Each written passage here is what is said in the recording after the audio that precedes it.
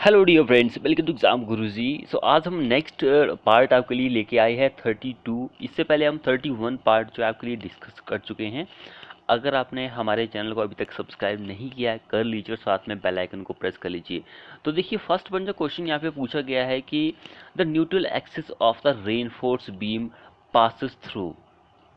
Neutral axis जो होता है हमारा, जो कोई भी बीम हो, चाहे रेनफोर्समेंट हो, चाहे कोई भी बीम हो, तो उस सेक्शन पर हमारा जो स्ट्रेन होता है वो क्या होता है, बिल्कुल जीरो होता है। स्ट्रेन जो होता है वो जीरो होता है न्यूट्रल एक्सिस पर। अब यहाँ पे पूछा गया है कि भाई पासिस थ्रू द, तो ये पास होता है सेंट्रोइड जो होता है ट्रांसफॉर्मर सेक्शन का, उसके थ्रू पास होता है। ऑप्शन सी हमारा इस क्वेश्चन में आंसर हो जाएगा। यहाँ पर मैंने आपको स्ट्रेन के बारे में भी बता दिया है, 2 पॉइंट्स हो गए हमारे यहाँ पर। अगला क्वेश्चन हम यहाँ पे देखते हैं।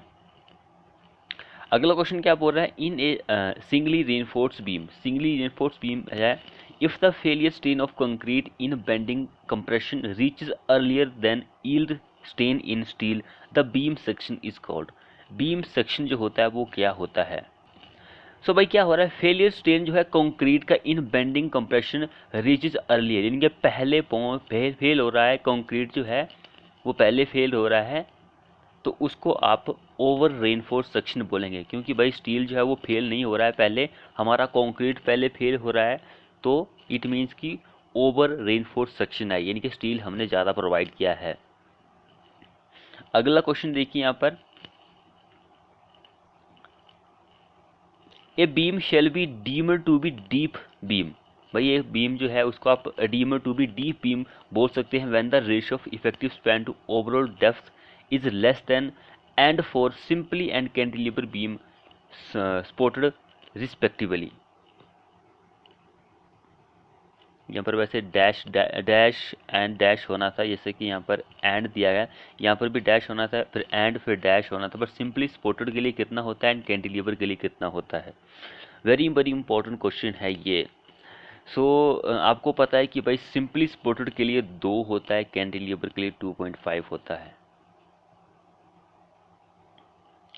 सो यहाँ पे वैसे क्वेश्चन थोड़ा सा गलत पूछा गया है, क्योंकि आपको पता है कि भाई जो हमारे पास सिंपली सपोर्टेड बीम होता है उसके लिए ये effective span to overall depth का जो रेशियो होता है वो सिंपली सपोर्टेड बीम के लिए 2 से कम होता है। एंड 2.5 जो होता है वो किसके लिए होता है, कॉन्टीन्यूअस बीम के लिए होता है। तो हमारे पास यहाँ पर कैंटिलीवर का केस दिया गया है, तो कैंटिलीवर के लिए सबसे पहले 2 हम मान लेते हैं, सिंपली सपोर्टेड के लिए वैसे 2 होता है, तो 2 सिंपली सपोर्टेड के लिए एंड कैंटिलीवर के लिए 2.5 हम मान लेते हैं। तो इस तरह से हमारा आंसर ये बी आंसर हो जाता है। वैसे मैंने जो आपको ये केस बताया इसको आप अच्छी तरह से देख लीजिए। एग्ज़ाम में आपको पता है कि थोड़ा बहुत कई बार होता है कि क्वेश्चन जो होता है वो कुछ और होता है और आंसर कुछ और बन जाता है, तो इस चीज़ का भी आपको खास ध्यान रखना है। अगला क्वेश्चन देखिए, maximum allowable deflection in simply supported RC beam span L है under uniformly distributed load including long term elastic and shrinkage in effect. Long term का जो इलास्टिक एंड श्रिंकेज इफेक्ट है उसके लिए मैक्सिमम डिफ्लेक्शन जो होती है सिंपली सपोर्टेड का हमारे पास आरसीसी का बीम है, उसके लिए यूडीएल लग रहा है उसके ऊपर, तो क्या होगा उसके लिए मैक्सिमम डिफ्लेक्शन। तो सिंपली सपोर्टेड के लिए एल बटे 250 होता है, एल बटे 250, ये चीज़ आप याद रखिए। एक एल बटे 800 भी होता है, ये किसके लिए होता है आपको ये भी पता होना चाहिए। एल बटे 800 जो होता है वो रेलवे ब्रिजेस के लिए होता है, एंड जो क्रेन ट्रैक का जो गर्डर होता है, गर्डर ये वाला, तो इन दोनों के लिए एल बटे 800 होता है। एक एल बटे 600 भी होता है, तो एल बटे 600 जो होता है वो रोड वे का जो ब्रिज होता है, रोड वे का जो ब्रिज होता है उसके लिए होता है। एल बटे 800 मैंने आपको रेलवे ब्रिज के बारे में बताया, एल बटे 600 रोडवे ब्रिज के लिए ये मैक्सिमम डिफ्लेक्शन जो है वो अलो की गई है, तो इस चीज़ का आपको खास ध्यान रखना है। अगला क्वेश्चन देखिए, in a reinforce concrete beam, reinforce का कंक्रीट का बीम है हमारे पास, if the amount of reinforcement increase then the, भाई आरसीसी का हमारे पास एक बीम है कंक्रीट का।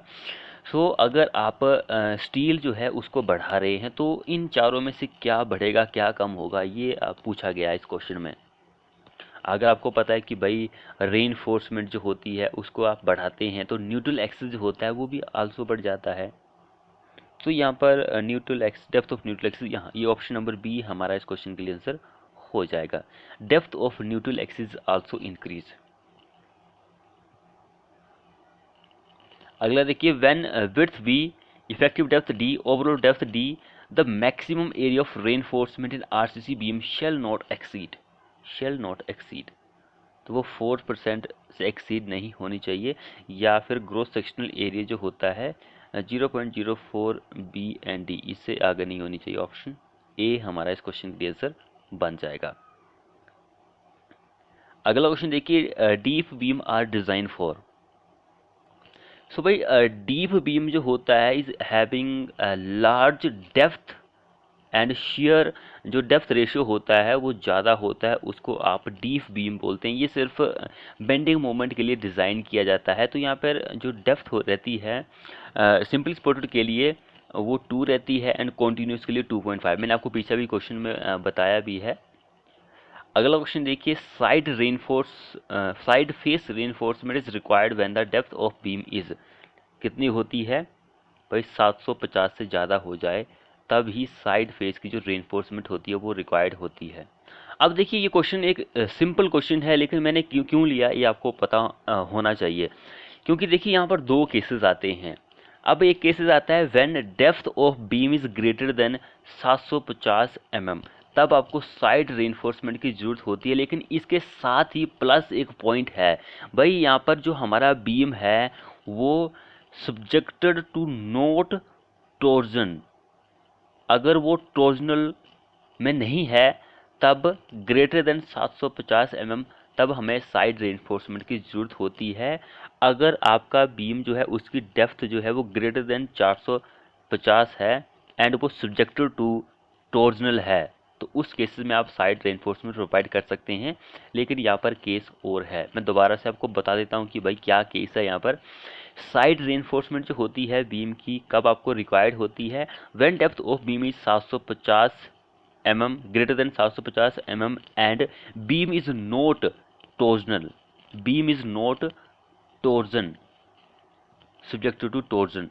तब आपको आंसर ये लगाना है जब अब आपसे पूछा जाए कि भाई जो बीम है उसकी जो डेप्थ है वो 450 mm से ज़्यादा है और हमारा जो बीम है वो टॉर्जनल में है, सब्जेक्ट टू टॉर्जनल, तब आप साइड रेनफोर्समेंट प्रोवाइड करती है। 2 केसेस है, आप इन दोनों को याद कर लीजिए। अब यहाँ पर भी सेम वही केस है, आपको पता है कि भाई ये है शुड नॉट एक्सीड 450 भी आंसर हो सकता है, लेकिन यहाँ पर केस नहीं पूछा है। सिंपली यहाँ पे क्वेश्चन जो है वो बना के पूछ लिया है कि भाई क्या है। अगर विद टॉर्जनल या फिर नॉट टॉर्जनल ये आए आपको, तो आपको थोड़ा सा ध्यान देकर क्वेश्चन को सॉल्व करना है। अगला क्वेश्चन देखिए यहाँ पर, a concrete mix of grade M40 का ग्रेड दिया गया है to be use for pavement using machine, the paper recommended slump range as per हमारे IS कोड। भाई स्लम्प वैल्यू कितनी होगी, कितनी होगी? वेरी वेरी इंपॉर्टेंट क्वेश्चन है। रोड पेमेंट के लिए 25 से 75 होती है। इजी क्वेश्चन है, सिंपल क्वेश्चन है, आपको पता है। 25 से 75 जो होती है वैल्यू, एक 2 चीज़ों के लिए और भी होती है किसी के लिए। एक हमारे पास जो पियर एंड फाउंडेशन होती है उसके लिए होती है, पियर की जो फाउंडेशन होती है उसके लिए 25 से 75 स्लम्प वैल्यू होती है। ब्रिज एंड डेक जो होता है इन दोनों के लिए भी 25 से 75 ही वैल्यू होती है स्लम्प की। अब अगला क्वेश्चन देखिए, एज पर हमारे IS code standard the average permissible bond stress, average bond stress यहाँ पे टाउ BD होना था for plane bar in M25 grade of concrete. Plane बार के लिए पूछा है कितना होता है भाई बॉन्ड स्ट्रेस जो होता है।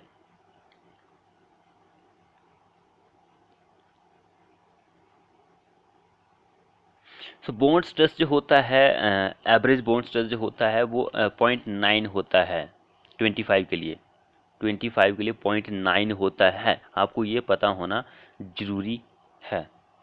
अगर अगर यहाँ पे जो HYST बार या फिर टोर बार आप जिसको बोलते हैं, इसके लिए पूछा जाए तो 0.9 का 60% आप निकालेंगे और जितना आएगा वो HYST बार के लिए बॉन्ड स्ट्रेस होता है, इनके 60% ग्रेटर होता है प्लेन बार से। अगला देखिए, एज पर हमारे IS कोड के according maximum free water cement ratio for M25 concrete in RCC work is, कितना होता है? 0.5 होता है। सिंपल है, 0.5 कहाँ पे दिया गया है? यहाँ पर किसी में नहीं दिया गया है। सो हम आंसर इसको मान लेते हैं 0.5 या फिर 0.45, ये नियर बाय ऑप्शन है, लेकिन वैसे 0.5 होता है, इनके 0 आधा होता है भाई। अगला देखिए, the percentage increase in the design bond stress in limit state for deform bar in tension conform to हमारे जो ये डिफॉर्म बार होती है भाई इस IS कोड में आती है with respect to plain bar in tension is, कितना होता है भाई? भाई 60% हो ज़्यादा होता है। मैंने आपको पीछे बताया डिफॉर्म बार का जो बॉन्ड स्ट्रेस होता है वो 60% ग्रेटर होता है प्लेन बार के मुकाबले, यही इस क्वेश्चन में पूछा गया है। अगला देखिए, एज पर हमारे IS कोड के अकॉर्डिंग टारगेट स्ट्रेंथ जो होती है M40 mix proportional having standard deviation कितनी है हमारे पास? 5 न्यूटन पर mm हमारे पास यहाँ पे स्क्वायर की वैल्यू दी गई है। प्रोपोर्शन जो है हमारे पास, स्टैंडर्ड डेविएशन की वैल्यू गिवन है हमारे पास। हमें टारगेट स्ट्रेंथ जो है वो फाइंड आउट करनी है। टारगेट मीन स्ट्रेंथ जो होती है उसका एक फॉर्मूला होता है, वो FM टारगेट मीन स्ट्रेंथ यानी कि FM is equal to FCK। FCK क्या होता है? कैरेक्टरिस्टिक्स कंप्रेसिव स्ट्रेंथ जो होती है ऑफ ग्रेड ऑफ कंक्रीट की, plus 1.65 into standard deviation. Standard deviation हमारे पास गिवन है, FCK भी हमारे पास गिवन है। हम वैल्यू पुटअप कर देते हैं। FM इज इक्वल टू हमारे पास ये 5 वैसे 40 दिया गया है, ये 40 FCK, सो प्लस 1.65 इंटू हमारे पास स्टैंडर्ड डेविएशन 5 दिया गया है। इसको हम फाइंड आउट करेंगे तो हमारे पास जो आंसर आना चाहिए वो 48.25 न्यूटन पर mm स्क्वायर हमारे पास आंसर आ गया, यानी कि डी इस क्वेश्चन के लिए आंसर बन जाएगा। जिसने चैनल को सब्सक्राइब नहीं किया वो कर लीजिए, साथ में बेल आइकन को प्रेस कर लीजिए। अब नेक्स्ट क्वेश्चन क्या बोल रहा है कि ultimate load method is also gold. Ultimate load method जो होता है उसके एक और नाम है, वो क्या है? उसको हम बोलते हैं लोड फैक्टर मेथड या फिर अल्टीमेट स्ट्रेंथ मेथड। ये हम इसको इस नाम से जानते हैं। बी हमारा इस क्वेश्चन में आंसर बन जाएगा। नेक्स्ट वन देखिए, यहाँ पर ये क्वेश्चन बहुत ही ज़्यादा इंपॉर्टेंट है for solid slab. Solid slab है हमारे पास। Permissible shear stress in concrete shall be K into shear stress in concrete the least value of K as per हमारे IS कोड। लीस्ट वैल्यू जो होती है के की वो कितनी होती है? वही जो के की वैल्यू होती है वो 1.3 से शुरू होती है और 1 पर ख़त्म हो जाती है। इनके लीस्ट वैल्यू 1 ही होती है, ऑप्शन सी होती है। अब यहाँ पे वैसे लीस्ट वैल्यू पूछा गया है, लेकिन यहाँ पे केसेस होता है कि भाई जितनी थिकनेस होती है स्लैब की उस बेसिस पर वैल्यू जो होती है के की डिफाइन की गई है कि भाई अगर थिकनेस जो है वो लेस देन 150 mm है तो जो के की वैल्यू होती है वो कितनी होती है? तो के की वैल्यू 1.3 होती है अगर लेस देन 150 होगा थिकनेस जो होती है स्लैब की, और ये 1 वैल्यू जो होती है वो 300 mm के लिए होती है। तो ये दो केस हैं, बाकी बीच में आपको पता है कि भाई थोड़ा बहुत आगे पीछे हो सकता है। अब यहाँ पे देखिए क्वेश्चन क्या बोल रहा है, इन limit state design. Limit state का डिजाइन का केसेस है permissible bond stress in case of deform bar is more than that in plane bar is more than that in plane बार। ये कौन सा केस है? ये टेंशन का केस है भाई, टेंशन का केस है हमारे पास। तो 60% ज़्यादा होती है प्लेन बार के मुकाबले। ये टेंशन का केस था। अब यहाँ पे कंप्रेशन का केस देखिए, जो परमिसिबल बॉन्ड स्ट्रेस होता है वैल्यू जो होती है टेंशन के लिए वो shall be increase by 25%। Tension compression के लिए 25% तक इंक्रीज होती है। इस केस के लिए हमारा आंसर ए आंसर बन जाएगा। टेंशन के लिए पूछेगा तो 60% होगा, कंप्रेशन के लिए पूछेगा तो 25% होता है। अगला क्वेश्चन क्या बोल रहा है, द मैक्सिमम स्पेसिंग जो होती है शियर रेनफोर्समेंट की should not exceed 0.75 d subject to a minimum. Subject to a minimum,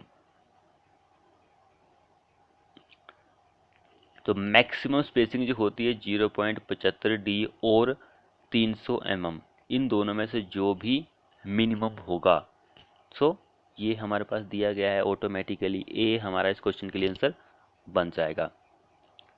अगला क्वेश्चन देखिए, shear reinforcement in beam is not provided in the form of, not provided in the form of, तो hanger की form में नहीं provide करते हैं, vertical stuff में provide करते हैं, इंक्लाइंड, बेंड अप बार, इन तीनों फॉर्म में हम shear reinforcement प्रोवाइड करते हैं, लेकिन हैंगर जो होता है उसकी फॉर्म में नहीं प्रोवाइड करते हैं। अब यहाँ पे नेक्स्ट में देखिए, spacing of shear steps in RCC rectangular beam is, spacing जो होती है shear steps की वो increase toward the centre of span. D हमारा इस क्वेश्चन के लिए आंसर हो जाएगा। अगला देखिए, lap length of reinforcement in compression shall not be less than, lap length जो होती है वो किस वैल्यू से कंप्रेशन के लिए भाई,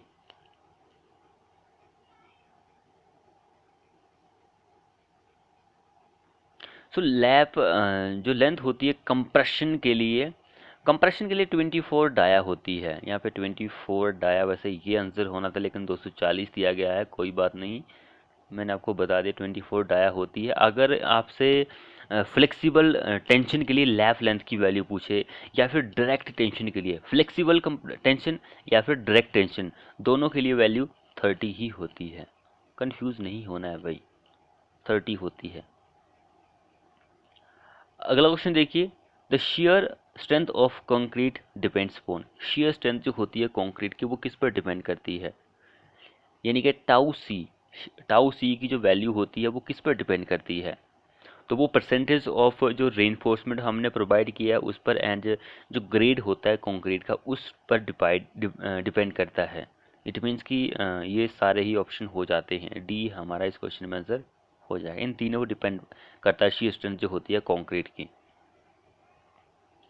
अगला क्वेश्चन देखिए, था इक्वलेंट डेवलपमेंट लेंथ जो होती है of A 90 degree bend in A reinforcement bar of diameter F is, ये एफ इज है, एफ इज डायमीटर एफ दिया गया है, कितनी होती है भाई। अगर जो बेंड हमारे पास दिया गया है 45 डिग्री का है, ये हम केस बहुत पहले कर चुके हैं, तो 4F होगा। 90 डिग्री का बेंड है तो 8F होगा। अगर 180 डिग्री का बेंड है तो 16F होगा। तो हमारे पास 90 का पूछा है तो 8F, सी हमारा इस क्वेश्चन के लिए आंसर हो जाएगा। अगला देखिए, maximum shear stress for M20 grade concrete is, maximum shear stress जो होता है M20 ग्रेड कंक्रीट, यहाँ पर दो केसेस आते हैं हमारे पास, एक लिमिट स्टेट मेथड का के लिए, एक वर्किंग स्ट्रेस मेथड के लिए जो मैक्सिमम shear स्ट्रेस होता है। जो लिमिट स्टेट मेथड होता है M20 के लिए, उसके लिए वैल्यू अलग होती है, एंड जो वर्किंग स्ट्रेस मेथड जो होता है उसके लिए वैल्यू अलग होती है। तो अगर लिमिट स्टेट मेथड की बात करें M20 ग्रेड के लिए मैक्सिमम shear स्ट्रेस, तो उसके लिए 2.8 होता है, लेकिन अगर वर्किंग स्ट्रेस मेथड की बात करेंगे तो उसके लिए 1.8 होता है। अब इन दोनों में से कौन सा यहाँ पर आंसर में दिया गया है, तो 2.8 ही दिया गया है, तो हमारा आंसर सिंपली यही हो जाएगा। यानी कि ये केस जो है लिमिट स्टेट मेथड का ही पूछा गया है, वर्किंग स्ट्रेस मेथड का नहीं पूछा गया है। सो ए हमारा इस क्वेश्चन के लिए आंसर बन जाएगा। अगला क्वेश्चन देखिए, in an RCC beam the shear force is carried by, shear force जो होती है वो कैरी की जाती है किसके द्वारा, कंक्रीट के द्वारा की जाती है भाई, वर्टिकल स्टेप्स के द्वारा, इंक्लाइंड बार जो होती है उसके द्वारा की जाती है, यानी कि सी हमारा इस क्वेश्चन में आंसर बन जाएगा, इसके द्वारा कैरी की जाती है भाई। अगला देखिए, diagonal tension in is RCC beam is due to, diagonal tension जो होती है वो किस वजह से होती है भाई, किसकी वजह से होती है। सो vertical shear stress and horizontal जो shear स्ट्रेस होती है, इन दोनों की वजह से ही डायगोनल टेंशन होती है आरसीसी बीम में। सो फ्रेंड्स, ये थे हमारे मोस्ट एक्सपेक्टेड क्वेश्चंस। वीडियो को अपने दोस्तों के साथ शेयर करें। अगर आपने हमारे चैनल को अभी तक सब्सक्राइब नहीं किया तो कर लीजिए, साथ में बेल आइकन को प्रेस कर लीजिए। मिलते हैं ऐसी ही नेक्स्ट वीडियो के साथ।